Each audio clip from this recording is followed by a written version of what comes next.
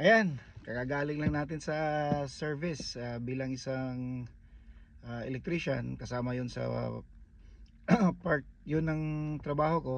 Ang maliban sa nagbe-build tayo ng machine, dinideliver namin yan dun sa customer, sa client. Kasi maraming ano yan maraming machine, sometimes 5 to 6 line. In every line 5 machines yan. So kailangan mo i-integrate. So anyway, andito ako para kumustahin kayo. Alam mo na hindi yung kumusta na kinakatakutan ng karamihan ha. Kumusta lang yung anong buhay-buhay natin meron dito. Kasi share ko lang sa inyo na itong work na napuntahan ko, hindi ito, di ko akalain at di ko rin sinadya nung mga time na pumunta kami rito sa Canada. Pero sa tagal ko na rito, magsasampung taon na ako, okay naman yung kitaan, income, lahat ng mga bagay na gusto kong makuha, nakuha ko, naibigay ko lahat sa pamilya ko. Pero dumating yung time na hindi natin nakalain na may mga dagok sa buhay na dumarating na hindi natin inaasahan.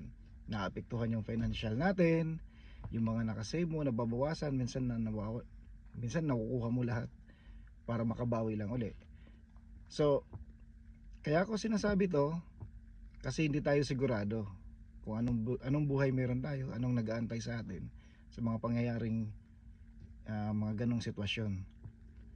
Kaya ako naisipan kong maghanap ng extra income kasi usually nagtatrabaho ako ng 7 to 4. Dati 7 to 6 kami nagtatrabaho, sobrang busy nung time na may COVID time.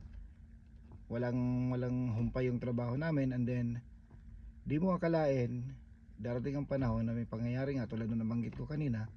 So nag-isip ako ng ibang pagkakitaan kasi may iba naman akong side hustle. Mayroon akong isang job na after work dumidiretso ako sa next na job. So ngayon nag-uubos ako ng oras. Kumikita ako ng malaki, kumikita ako ng sapat para sa pamilya, naibigay ko lahat, pero yung oras naman ang nawawala. Noong una hindi ko naiisip yon. Even yung time na mag church ng Sunday, hindi ko nagagawa kasi inuuna ko yung trabaho kasi alam ko mayroon akong kikitain.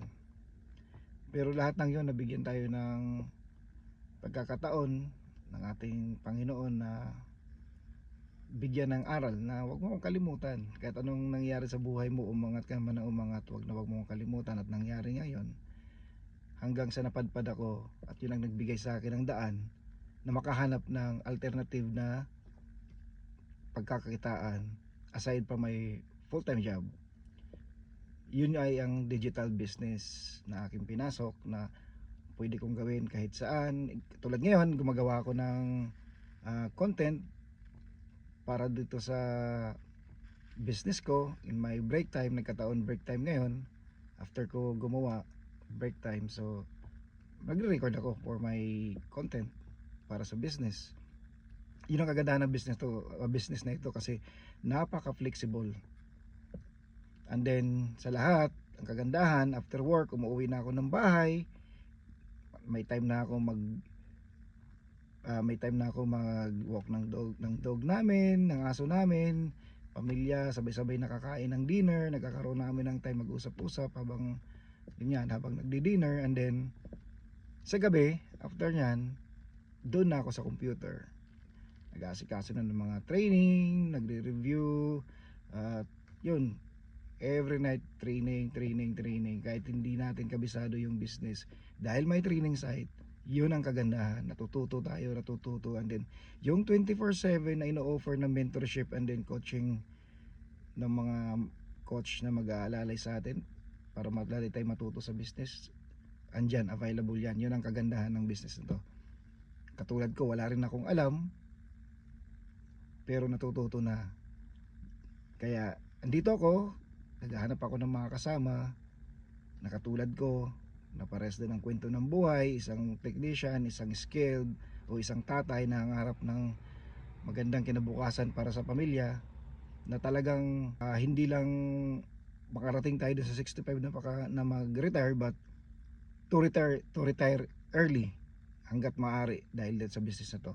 At message nyo lang ako nga pala si Alan, originally from Philippines, Samar. Isa po akong waray. Kung sino man anhin nga waray nga naka kita hini nga akong video, adila ako contact la, send la message kay adili atak mabulig ha iyo.